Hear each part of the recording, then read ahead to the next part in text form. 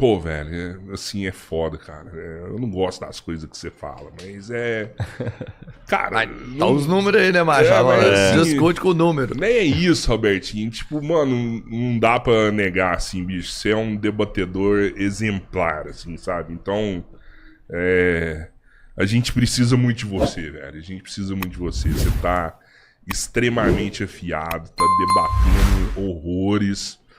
Bom, é mesmo. Impressionante, Como é que é essa história? Porque você veio de uma outra formação, você veio de um curso de exatas. Isso. E depois se direciona talvez para uma parte mais humana. E essa parte de debate, como é que você faz? Porque isso é uma técnica. Você estudou isso? É um dom natural? Não, estudei não.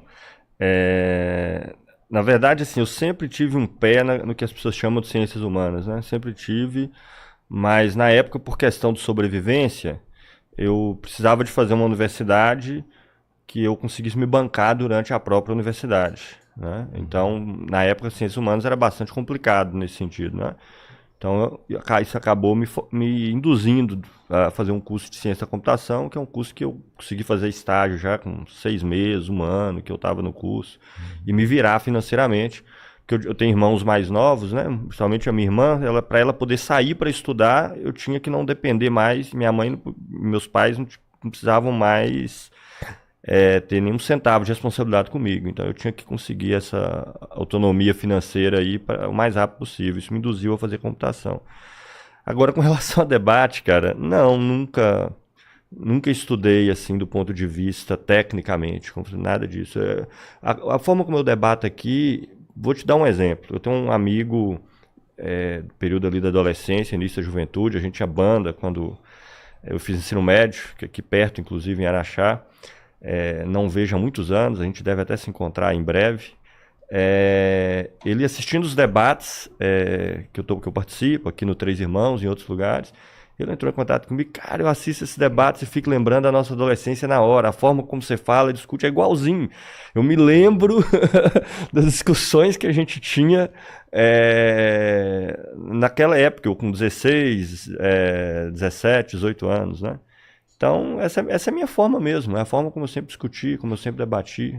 Nunca... Mas você acha que essa forma marxista de debater, o fato de você usar a materialidade pra debater, que eu vejo que você usa muito isso, né? Você é um cara que é tipo, mano, não vem com teoria da conspiração pro meu lado, não. Eu quero a materialidade aqui. Sim, você acha que isso contribui pra debater com esses caras, assim, do outro espectro político?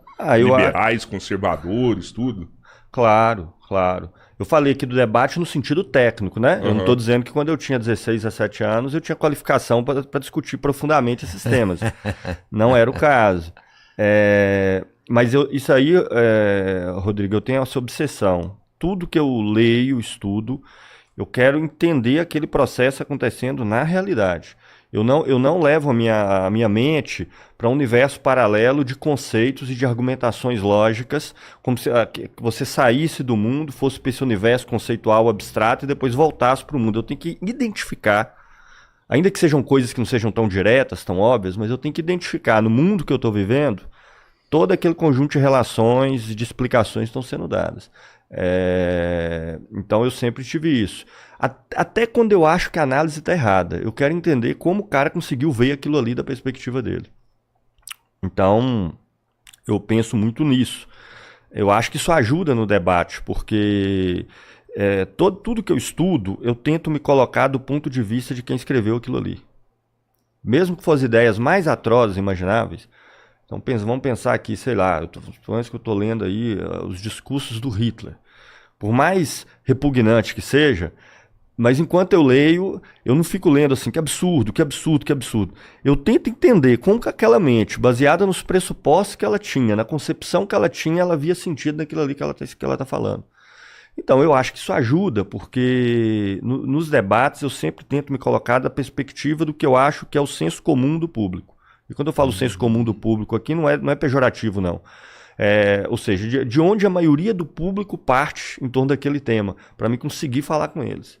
Essa é a minha obsessão. Eu consigo fazer isso sempre? Acho que não, mas eu penso sempre dessa forma, entende? E foi esse método que você usou, por exemplo, para estudar Olavo de Carvalho? Você tentou entrar dentro dele ali e falou, vou imaginar o que o Olavo tá imaginando pra falar essas paradas?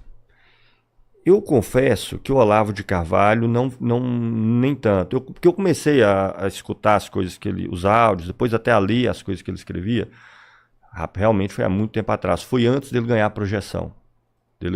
Foi antes, foi lá para 2008, 2009, foi por aí.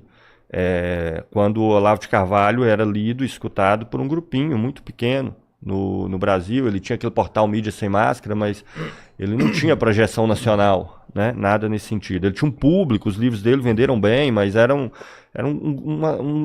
nicho bem específico.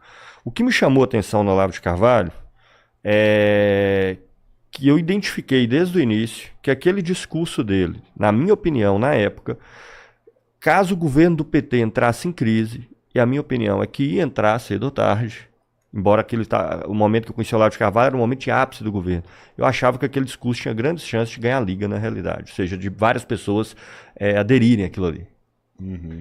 Isso foi quando, Machado? 2008, por aí. 2008, 2009. Começando o segundo governo do Lula. Começando o segundo governo do Lula. Tava com 80% de aprovação. Isso, tava com 80% de aprovação, exatamente.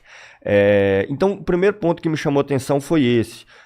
Eu falei, cara, o Brasil, ele vivia um processo que tinha uma vertigem de desenvolvimento, na minha opinião, que não era estrutural, tinha muito a ver com o boom das commodities, dos preços 100%. Das commodities, que produziu um excedente de renda muito grande. Claro que se enraizou para os outros setores em alguma medida, o valor sempre circula e tudo mais, mas eu sabia que aquilo ali era um tiro curto, porque aquilo tinha a ver com a ascensão inicial da China, que levou o preço do petróleo, do minério, mas patamares exorbitantes. Até hoje, se nós considerarmos a desvalorização do dólar, mesmo na pandemia, o preço do petróleo e do minério não chegou nem perto do que ele estava em 2011, 2010, 2009.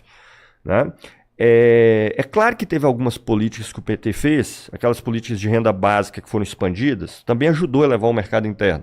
Não é algo estrutural, mas você tinha renda para ser feito isso e ajudou a elevar um pouco o mercado interno. Então, mas eu sabia que isso, assim que o preço das commodities caíssem, e eles não iam ficar naquele patamar para sempre, cedo ou tarde aquilo ali ia estourar. O Brasil estava estruturalmente mais débil na sua base, ou seja, a indústria brasileira não se desenvolvia, ela retraía, os setores de mais valor agregado saíam do Brasil, os setores de ponta, essas coisas todas que eu discuto, não vinham para cá. Então, eu achava que cedo ou tarde o governo do PT entraria em crise econômica e política. E eu achei que aquele discurso do Olavo podia pegar, porque um setor que foi muito atingido durante o governo foi a classe média. Né? O que o governo fez foi dar uma chatada assim, na situação social por baixo. Não foi mexer nos grandes ricos, nem no grande capital. Esse nunca ganhou tanto dinheiro. Ficaram mais fortes durante o governo do PT. Agora, aqui no interior da classe trabalhadora, você tem desde os setores mais pobres e miseráveis a setores de classe média alta. Então, o que aconteceu foi uma compressão dessa coisa toda. Né? Os setores mais miseráveis ganharam um pouquinho. E os setores de classe média se aproximaram daqueles mais pobres. E eu via que tinha um setor da sociedade brasileira numeroso, que tinha uma expectativa de futuro muito grande, mas que as possibilidades estavam sendo reduzidas. Tá entendendo? E eu achei que aquele discurso do Olavo podia ganhar liga. Eu confesso para você, e as pessoas que me conhecem da época sabem disso, inclusive algumas, quando eu falava que esse negócio pode pegar, riam de mim, assim, horrores, né? Eu falava que eu estava louco, que aquele Olavo de Carvalho era um maluco. Mas ganhou uma repercussão muito maior do que eu imaginei, em qualquer momento. Influenciando direto na presidência da República. Chegou a influenciar direto na presidência da República. Eu me lembro que ali em 2008, 2011, 2012, eu assisti os áudios, os vídeos dele, li alguns livros. Aí eu parei, falei, não, já entendi mais ou menos o que ele é, por onde ele vai, o que ele pensa. E obviamente fui investigar outras coisas, né? E aí eu me lembro que o meu último emprego, quando eu trabalhava com ciência da computação, eu mudei para uma última empresa lá, era mais próximo da minha casa, tinha condições de trabalho melhores um pouco. E quando eu cheguei na empresa, de repente chegando no horário de almoço, eu olho assim para as telas de computador e estava todo mundo assistindo Olavo de Carvalho. Caraca. Eu chego no café da empresa, estava todo mundo discutindo as teses do Olavo de Carvalho e os livros do Olavo de Carvalho. Aí eu as coisas que eu escutava dele, eu me lembro que eram uns áudios, que era um cara que ligava para ele no telefone ainda. Ele não tinha nem aquele esquema mais profissional dele de rádio e tudo. O cara ligava para ele lá dos Estados Unidos, fazia as perguntas e ele ia falando durante umas 2, 3 horas e postava aqueles áudios lá. Eu me lembro quando eu assisti isso, eu tinha 800 visualizações, 1.200 visualizações. Aí eu resolvi voltar nesses áudios que eu escutei inicialmente. E eles tinham 150 mil, 170 mil, 200 mil visualizações. Eu falei, caramba, Nossa. foi mais do que eu imaginei. Caraca. Além do nível econômico dessas pessoas, assim, você acha que você consegue identificar uma similaridade também no nível de formação acadêmica dessas pessoas, no nível intelectual dessas pessoas, assim, que consumiam o Olavo de Carvalho? O Olavo? Cara, eu acho que inicialmente ele acertou mais, pessoas de formação superior, né? Uhum. Mas depois a coisa se generalizou, se expandiu para além disso, com certeza. Mas atinge no sentido de que, como ele discutiu o Brasil a partir de certas interpretações específicas da filosofia, da história e etc., queira ou não, você atinge um público de maior escolaridade. Isso não é uma crítica. O que eu faço também atinge um público predominantemente de maior escolaridade. Não é só, mas predominantemente, né? Mas eu acho que se generalizou bastante, né? Depois. Mas o que eu disse ali com relação a esse setor médio-alto é que eu via que esse setor, no momento em que setores médios, eles não são necessariamente direita, isso tudo é bobagem. Só que nos momentos em que eles estão ameaçados, e é normal isso, que a condição da situação de vida dele está ameaçada, ele se torna disposto a tudo. Ele se torna mais radicalizado. E pode ir para qualquer lugar. Tá entendendo? E eu via esse setor como potencialmente podendo se radicalizar contra o governo Lula. E Olavo de Carvalho podia ter inserção ali. É porque eu te perguntei essa parada da similaridade acadêmica, porque eu conheço vários olavistas, assim, e são pessoas que estudam. Eu sei que elas têm uma formação acadêmica, assim, mas me parece que em determinado ponto de consumir muito Olavo, elas negaram se aprofundar em outros temas e falaram, é só Olavo, só Olavo, só Olavo, só Olavo, claro. E vou seguir nesse caminho, entendeu? Claro. O problema não é inteligência, tá? Isso aí tem um cara no Brasil que tem feito um trabalho muito bom de estudo da direita no Brasil e tudo, que é o João César de Castro Rocha. Inclusive, recomendo. Se vocês quiserem entrevistar, inclusive, eu também recomendo. Os trabalhos extraordinários. E ele faz uma caracterização do Olavo que eu concordo muito. O Olavo não é um cara burro. O Olavo é um cara que tem uma inteligência muito acima da média. Mas muito acima da média. Tá? Desculpa chocar as pessoas que estão... A inteligência dele não é... Ela é muito, muito acima do padrão normal. E esse é exatamente o problema. As pessoas tendem a achar que pessoas inteligentes chegam a conclusões certas e pessoas burras chegam a conclusões erradas. Isso não tem nada a ver. Tá entendendo? Existem interesses materiais, existem características psicológicas individuais e tudo mais. Né? Então, a inteligência ela pode ser usada exatamente para fazer articulações malucas.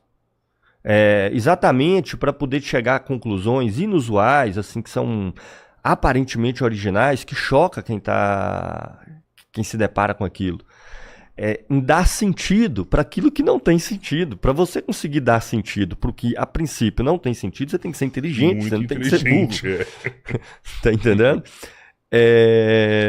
Então, eu não acho que seja uma questão de maior ou menor inteligência.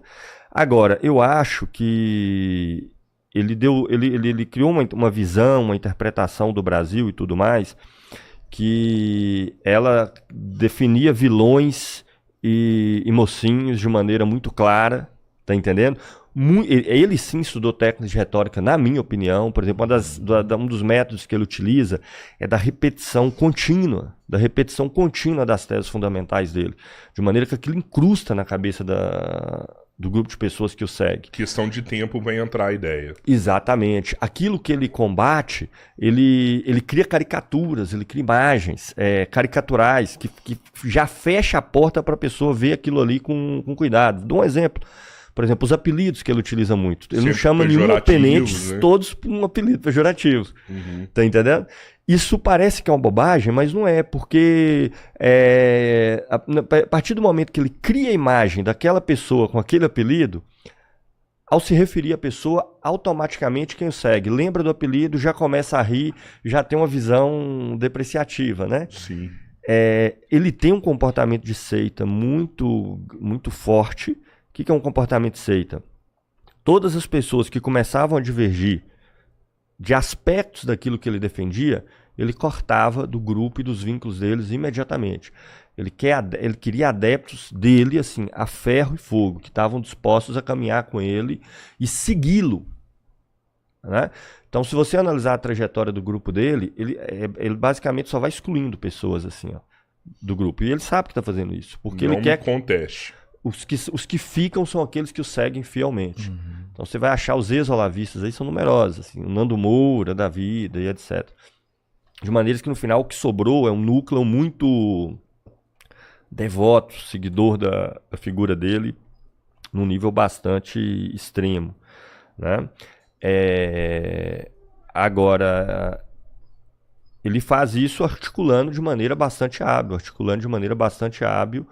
essas visões que ele tem, conspirativas, globais e etc. Outra coisa que ele se apoia muito, cara, o Brasil é um país culturalmente, um nível médio baixo, muito baixo. E eu falo comparando com, sei lá, Suíça, não, comparando com a Argentina, comparando com Bolívia. O Brasil é um lugar onde não há tradição de leitura. Vou dar um exemplo aqui para vocês. Eu cheguei, por razões que não vêm ao caso, há muito tempo atrás, a ficar na Bolívia ali alguns meses. Cheguei a morar uns meses na Bolívia. Eu me lembro que a senhora que vendia cachorro-quente em frente ao lugar onde eu estava morando, que me conheceu, sabia que era do Brasil, junto com um colega que estava comigo na época, a primeira coisa que ela quis saber do Brasil era sobre o cinema brasileiro. Caraca. Vendia cachorro quente na frente, não tinha formação, não tinha estudado, queria saber do cinema brasileiro. Aí nos dias seguintes, ela trouxe um conjunto de 10, 15, 20 filmes bolivianos que ela tinha na casa dela, e eu, de sorte, no meu notebook, eu tinha alguns gravados, consegui gravar, levei para ela os brasileiros, ela queria me mostrar o cinema boliviano e queria conhecer o cinema brasileiro. Diretamente ligada com a cultura, com a Diretamente ligada com a cultura, entende? Por exemplo, na Argentina, que é um país que hoje economicamente está muito aquém do Brasil e está descendendo numa velocidade gigantesca, inclusive, mas no Brasil é normal um trabalhador manual e etc., que não é um intelectual, que não é um estudante universitário, ele está no ônibus indo para o trabalho, trabalhar na indústria dele, ele está lendo um livro de literatura, isso para ele é normal. Entende? O Brasil tem uma cultura e tem a ver com a trajetória portuguesa, com um monte de coisa que... Eu me lembro que quando eu era... Na minha infância, minha mãe me ensinou a gostar muito de literatura. Literatura pra mim era igual assistir filme, era igual jogar videogame. Adorava. Mas eu me lembro que meus amigos chegavam para jogar bola comigo, quando eles... Interior, né? Você não bate no portão, você já abre a porta da casa e entra. Quando eu via que eles estavam chegando, eu corria para esconder o livro que eu estava lendo. Tinha vergonha. Porque dava vergonha se os colegas chegassem e me vissem que eu estava lendo um livro. Nossa. Percebe? E isso não é uma característica brasileira. Então o Olavo, que é um cara que é superficial em tudo, mas tinha uma cultura muito vasta, isso ele tinha mesmo, uma cultura muito vasta. Quando ele começava a numerar aquele monte de autores, aquele monte de livros, dar um monte de referência histórica, o nível cultural baixo do país, inclusive, sobretudo, do setor médio intelectual, supostamente estudado, choca com aquelas coisas que ele fala, porque parece uma coisa de outro mundo. Porque o nível cultural aqui é muito baixo. Né? Então, quando ele falava assim, citava autores que diziam que qualquer pessoa que estuda a sério alguma coisa tem que ler pelo menos 100 livros no ano, as pessoas ficavam assim, perplexas, meu Deus, isso é impossível. Eu falo assim, gente, se você lê 50 páginas por dia, e se a pessoa trabalha fazendo isso, espere-se que ela leia uns 50, se você lê 50 páginas por dia, dá 100 livros no ano. Entende? Sim. 50 páginas por dia dá 100 livros no ano. Só que pro Brasil isso parece uma coisa, né? Então ele fazia muito jogo com essas coisas, né? Então ele impactava as pessoas e depois ele tinha uma visão para apresentar que parecia responder os problemas que foram se manifestando cada vez com mais força no Brasil. E outra, ele foi pioneiro em estratégia de comunicação, que é essa estratégia das redes sociais, talvez até de forma inconsciente, porque ele era assim, isso se casou com as redes sociais, não sei dizer. essa linguagem mais solta, mais fluida, mais informal.